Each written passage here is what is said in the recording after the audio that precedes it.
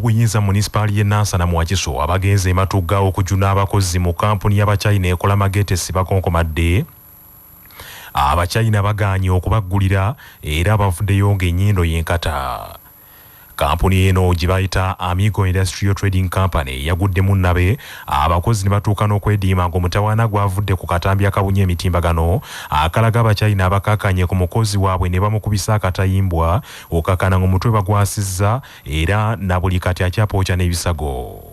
Moses Saka akulira ebyamateeka mu municipal ye Nansana agambye nti bakonkomalidde ebweru w'ekkolero eryo kumpi okumala essaawa nnya nga Abachina oluwulidde nti batuuse ekkolero ne baliggalawo.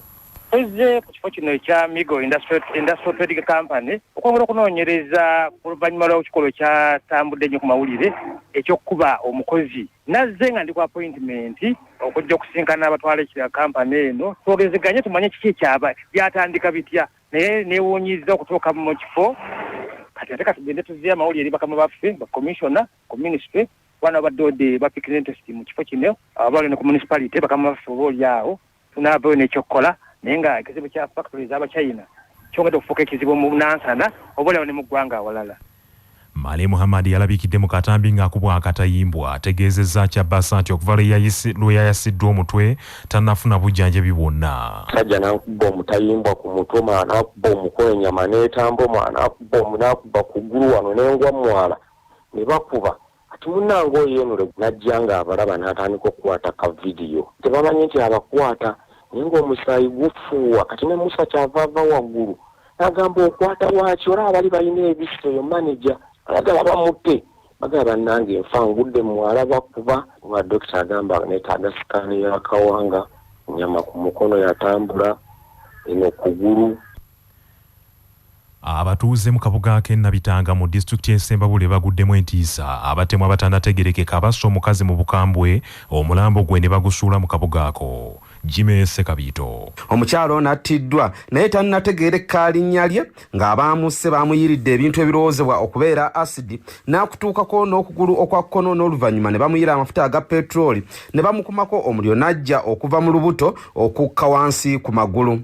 Ssentebe w'eggombolola y'e Nabitanga Kwijuka Nzunga agambye nti bafunye ekikangabwa ky'amaanyi ku kitundu era ono ategeezezza ng'omulambo gw'omukyalo ono bw'abadde ayambadde ekiteeteeyi era ng'abaamusse baamusudde mu LC ey'abayima ku ludda mu faamu ya munnamagye omu ku kitundu kino. Ssentebe ayongeddeko nti ono baamusuddewo kawungeezi kuba abantu baalabye ekintu ekyaka omuliro ne batafaayo kyokka bugenzi okukyanga muntu gwe basse n'oluvannyuma ne bamwokya.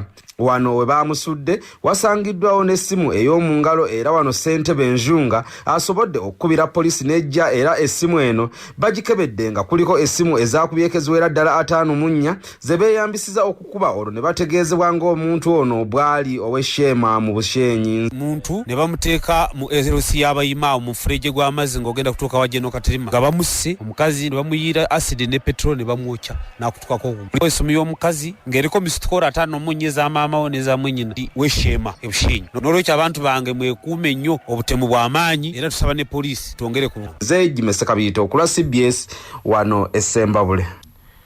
Mu mbeera y'emu ne poliisi e Nansana mu Wakiso etandise okunoonyereza ku mukazi asangiddwa ng'afiiridde mu muzigo w'e Uganda mu luka gw'ekyebando naye ng'enfa yeriko akabuuza. Omusasi waffe Ssaalongo Charles Kawuma Masembe bino y'abirina. Poliisi y'e Nansana etandise okunoonyereza ku mukyala ategerekese nga Nanyonga Brenda myaka 36 eyasiŋŋaaniddwa ng'afiiridde mu nnyumba ye ekiro ekyayise. Okusinziira ku batuuze omukyalo ono abadde amaze omwezi gumu nga apangisa ku nnyumba z'omukyala Nalubuulwa wano ku kyalo Uganda okulinaana ekkanisa emanyiddwa nga New Gothen Church. Poliisi egamba nti omulambo guno gulimu okutankana okufa kwe.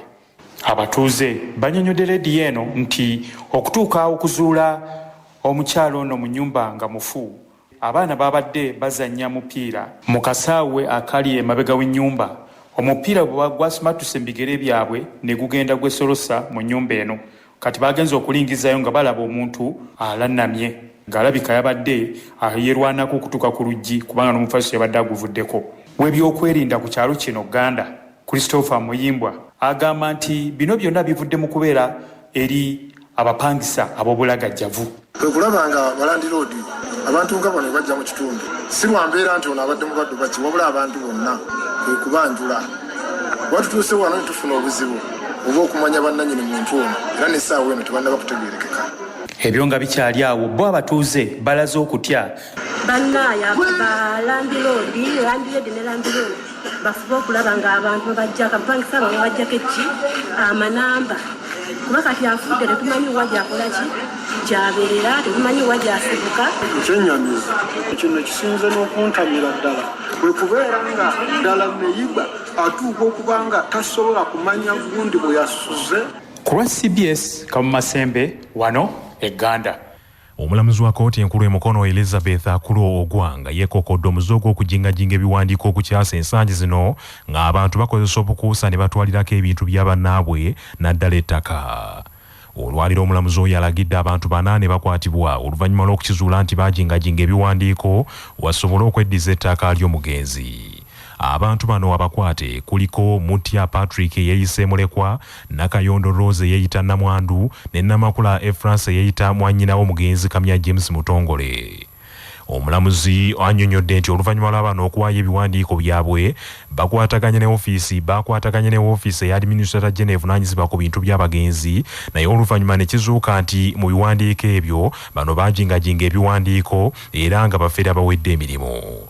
Guno si gwe musango gwokka ogw'engeri eno. Omulamuzi agambye nti emisango bwe giti gisusse ensangi zino mu kkooti nnyingi, nga waliwo ne Ben Lubega eyazuuliddwa gye buvuddeko nti yawaddeyo ebiwandiiko ebijingejinge nga yeeyise mutabani w'omugenzi Gafa Francisco, bw'atyo ng'ayagala bamuwe emaali y'omugenzi. Have stayed any further conduct of proceedings in respect of those 2 applications, and the outcome of the police investigations will give us the next course of action to be taken.